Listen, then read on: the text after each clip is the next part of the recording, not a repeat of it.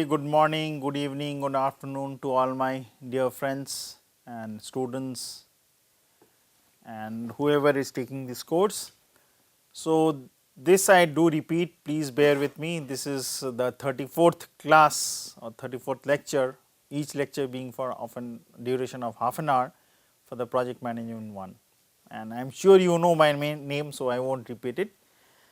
So, as we were discussing in the 33rd lecture, the earned value project concept and how the curves for the budgetary constraints, budgetary costs or the budgetary resources with respect to the planned one or the actual one, how they can be analyzed and how you can use the different concept of efficiencies to find out how your work was going on, I did discuss in quite a detail. So, like both talking and trying to give you the analysis, because here the concepts of you trying to utilize the quantitative tools is less in scope, because as you are able to analyze and try to utilize the different techniques which you have already learned, the AHP, the different type of financial concepts, 6 to 7 of them, the yield, the IRRs, then the dysentery, the expected value. So, those can be utilized along with this earned value project management concept, and holistically they would definitely give you a very good idea that how the different techniques of project management can be utilized. So, continuing with that, so we will now discuss the earned value concept under the earned value project management concept. It is the value of the work performed expressed in terms of approved budget assigned to that work for an activity or work breakdown structure component. So, if you remember the concept of work breakdown structure, what we did mention and what we, even though we did not go into detail about that, it is basically trying to break the overall project into small components or activities such that trying to combine the set of activities would give you the project, but it will be much easier if you are able to analyze the time duration, the expected value, the optimistic time, the pessimistic time, the most likely time, the variances and all these things for those levels or activities and jobs would give you a much better picture. So, this earned value is basically the authorized work that has been completed till time certain time plus the authorized budget for such a completion of the work. So, you are trying to basically make a one to one comparison with respect to the time taken to finish some amount of work or the total work or some number of activities with respect to the overall cost for that particular set of activities or till a certain value of the project completion which is there. The earned value being measured must be related to the PV, which is the concept which we just discussed in the last slide of the 33rd lecture. So, this is the baseline PMV baseline which we did discuss. So, this is the baseline, over and above or below that value would give you an indication whether you are doing good or doing bad.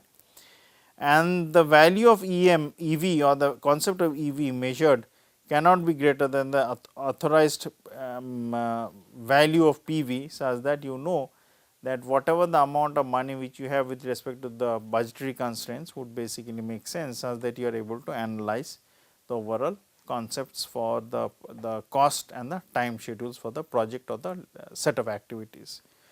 The term EV, which is the earned value, is often used to describe the percentage completion of the project.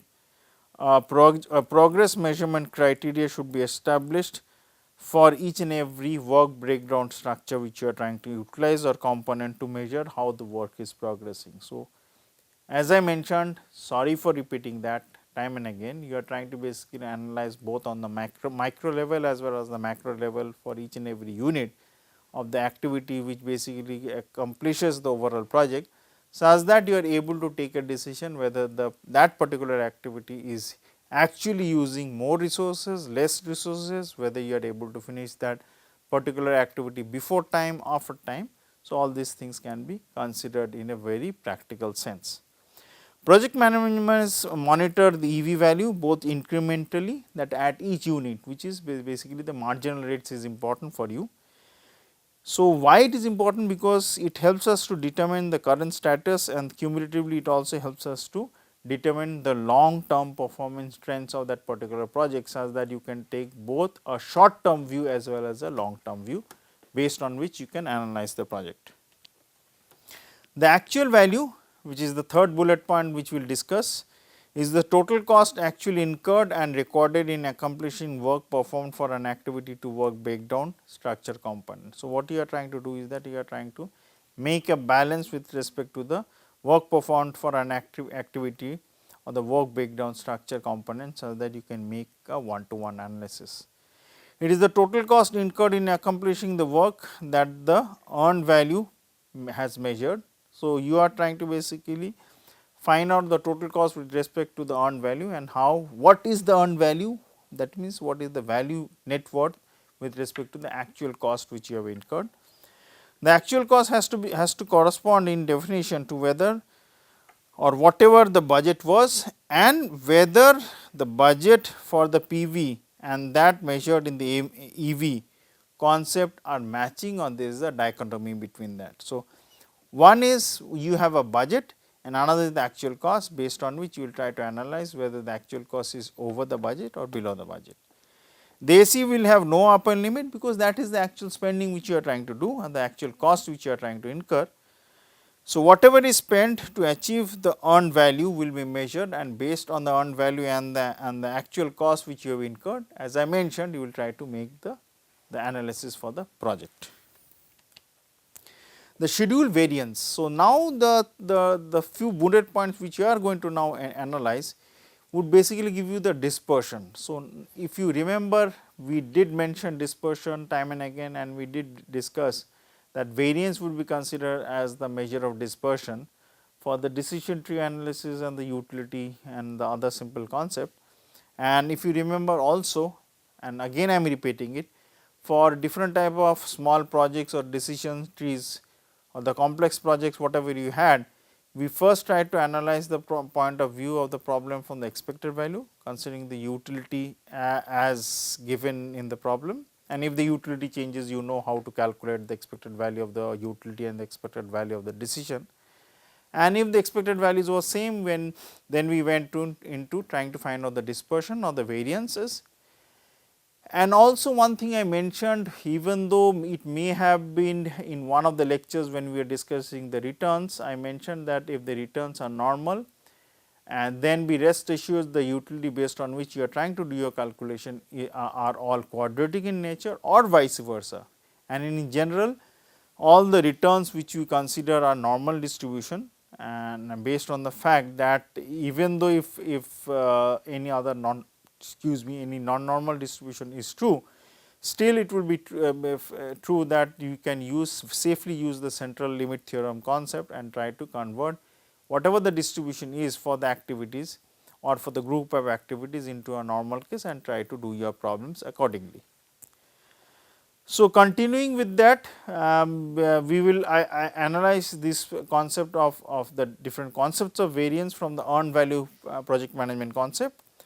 So, it is equal to the earned value minus the planned value. So, if the earned value is more than the planned value or vice versa, you can take a decision whether the work is going on as per the plan or whether there is deviations or dispersions.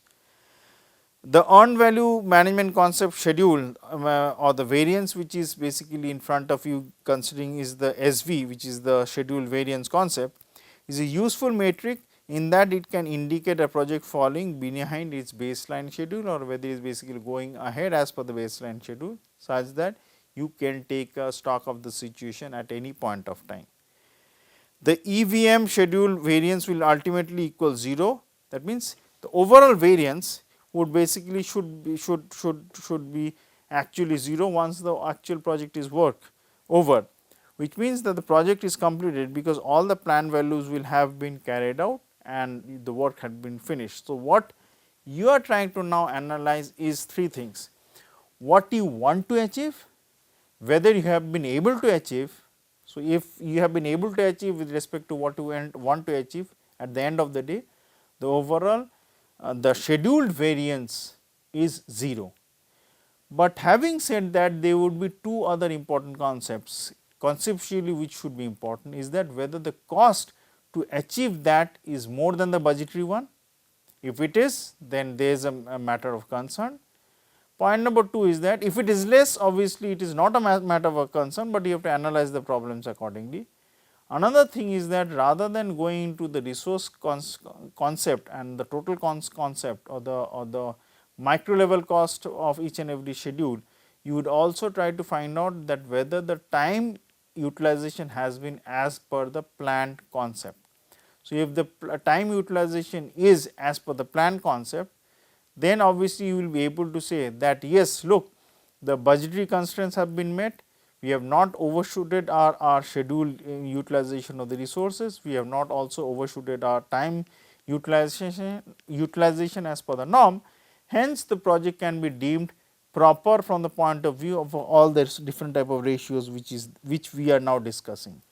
But even if the scheduled variance is 0 at the end of the project, because it mentions that once it is complete the scheduled variance is 0, still we will try to find out if the cost is high, time is fine, then obviously there is some problem from the cost perspective. If the cost is as per the norm and the time is high, then also we will try to analyze the problem from the time perspective.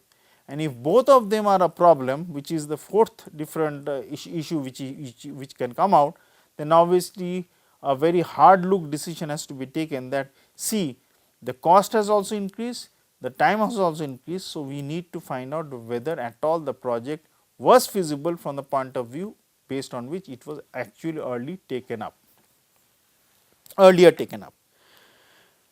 The EVM and the schedule variance are best used in conjunction with the critical path methodology, which is the CPM. So, even though I have not considered the CPM problem as such, remember the way of how you tackle the CPM problem is exactly as per the concept which you did for the PERT method, but only in the PERT method the initial set of calculations which are there in the PERT method would not be there in the critical path method, because in the PERT method we had the non-deterministic time, the variances, the optimistic time, the pessimistic time, the most likely time, based on which you found out the expected time and proceeded accordingly.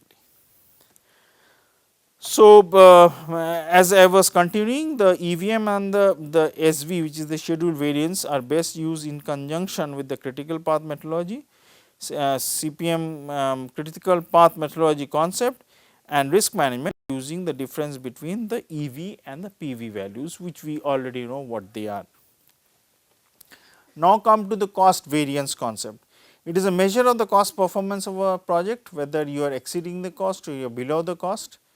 It is equal to the earned value minus the actual cost. So, you will try to find out the differences. If the differences are positive or negative, you will take a decision accordingly whether the cost variance is high or low or definitely within control.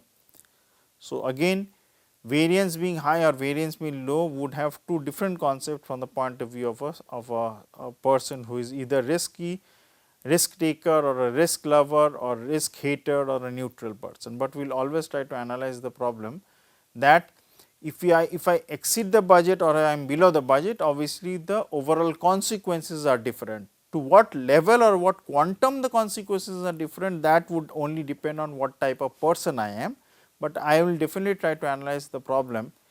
Any person does that on a very qualitative and a logical sense. For him or her, any overshooting of the time, undershooting of the time, overshooting the budget, undershooting of the budget, all these things would have two different consequences and obviously not of the same quantum. It is equal to the earned value minus the actual cost. As I mentioned, the cost variance at the end of the project will be difference between the budget at completion and the actual amount spent. So, what was the budget and what is the actual amount spent? The cost variance is particularly critical. Now, I am reading third point.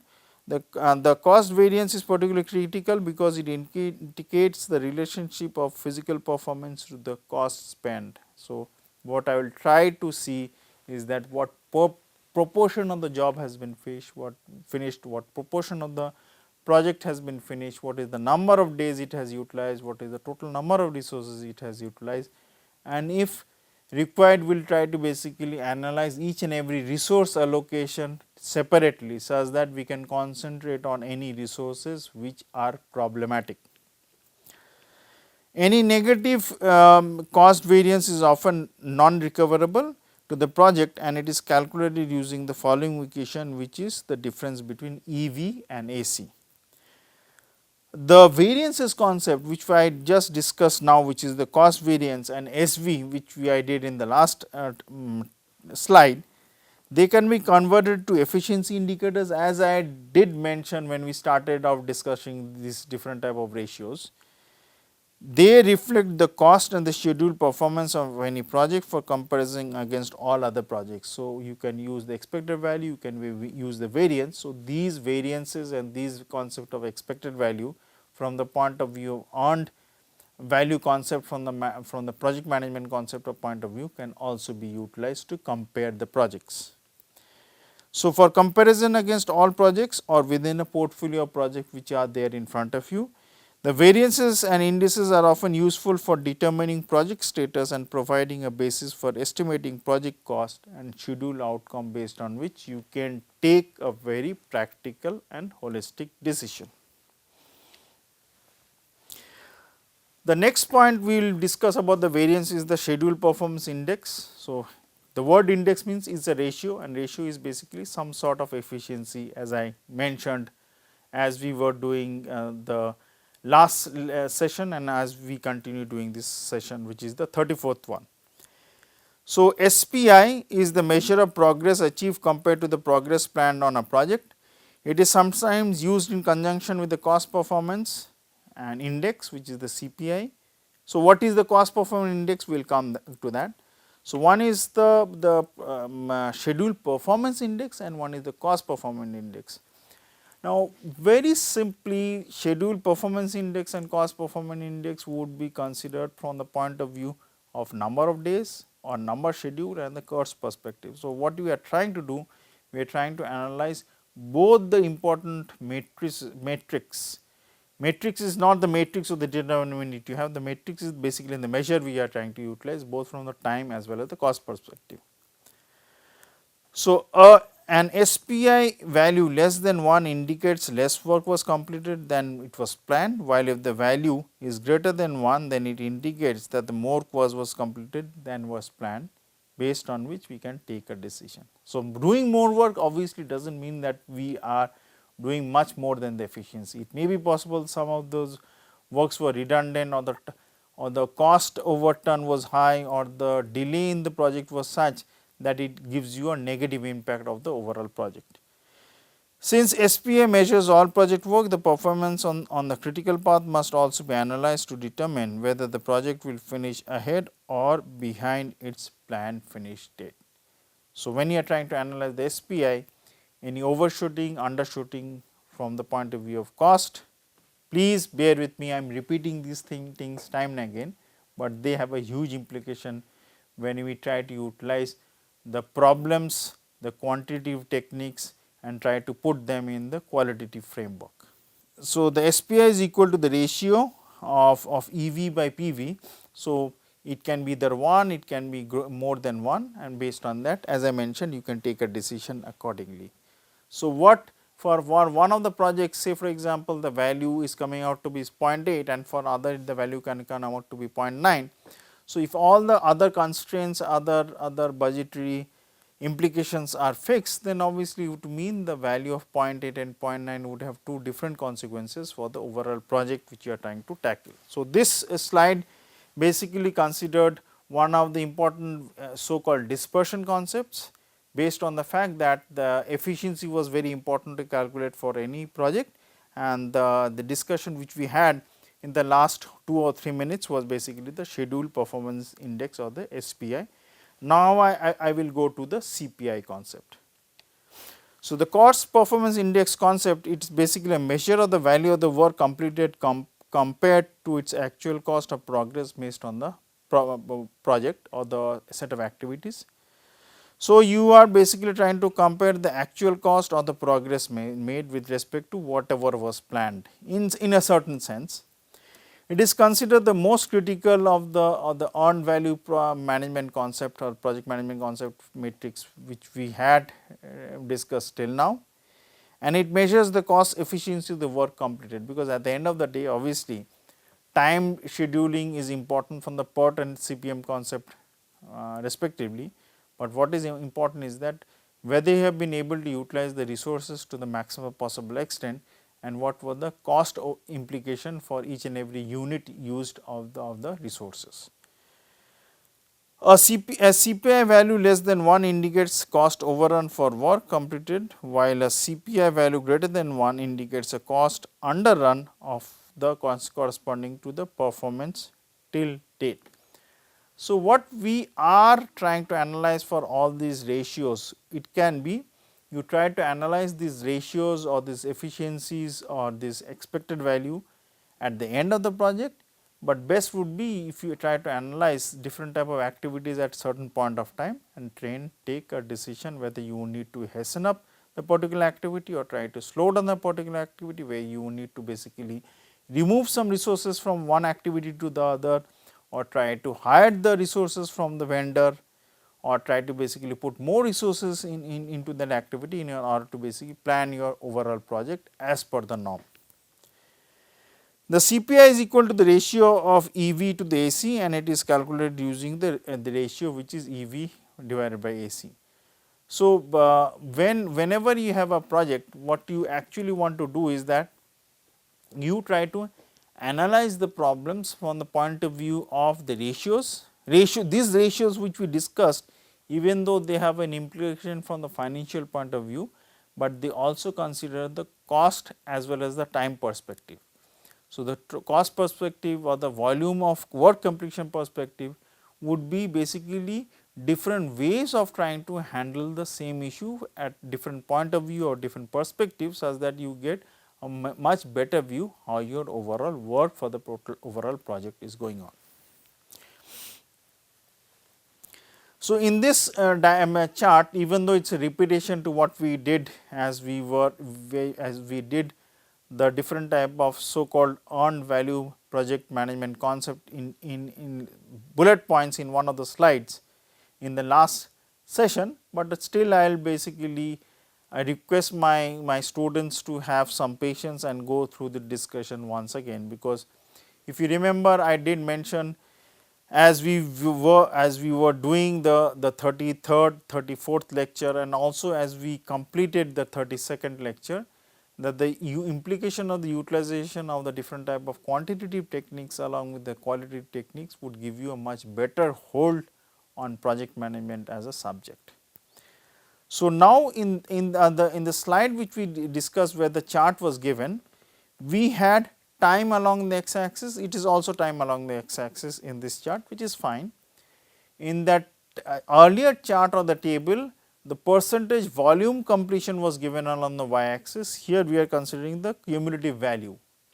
So, what you analyze for the problem, whether it is cumulative value, whether it is basically marginal rates, whether it is total time taken, or the incremental time taken after each and every, say for example 3 or 4 days completion of the job, those would basically give you different picture of trying to analyze the same problem from different viewpoints. But the overall implication, whether it is positive or negative, would basically come out from different perspective, but is basically trying to be certain or make yourself certain to the highest level that the decision you are going to take in order to basically channelize some resources from one activity to the other, or trying to basically utilize the resources of the vendor, or trying to reduce the utilization of the resources for the particular activity, would make sense if you are trying to analyze the problem from different point of view. So, what you have is the bullet line, which is the plan value, which is the PV value, and here at the end, the dot which you have is the budget completion, that means when you finish off the overall work, and the other two values which you have, I will again try to highlight that using. So, one is the earned value, which is EV, one is the actual cost, which is AC. Now, what you actually do is that at any point of time, let me analyze or try to give you a quality feel. At any point of time, you try to find out that what are the values of the actual cost, what is the value of the planned cost of the project, and what is the earned value of the project. So, what you do is that you find out these differences. This can be for the activity, it can be for a whole project also. So, consider this is delta x, this is delta y. Use these values of delta x and delta y to find out the ratios, and once the ratios are found out, you will be able to at least use the expected value concept or the dispersion concepts. The concept means the different bullet points which I mentioned, in such a way that it gives you a better picture of how the project is going on. Now, before wrapping up this session, which is the 34th session, I will try to give you some feel that how the project can be terminated, what are the important points one should remember. So, for the project termination, the project can be terminated. Obviously, it mean that you have completed the project, but there can be other implications also. One can be misidentifying systemic errors. So, there were some errors in trying to finish the project, or the project was going out of hand, or the overall social implication of the project, or overall budgetary constraints were being not met, or whether the cost implication is very high, or technology change has been very high, such that you need to basically terminate the project, whether immediately or say for example 3 months down the line, or whether once the 50% of the project is over. So, that would depend how things are going on. It can be misapplying or misinterpreting appropriate lessons based on events. So, we were trying to basically analyze the problem, say for example, from project 1 and trying to utilize the concept of project 1 into project 2.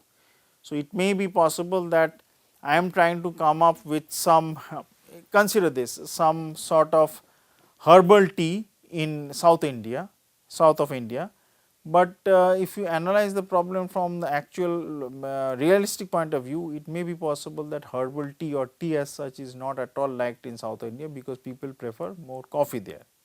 So, obviously, you would have trying to analyze the problem from the point of view of such a project would basically mean the actual assumption based on which I am trying to analyze or trying to implement the project may be actually wrong.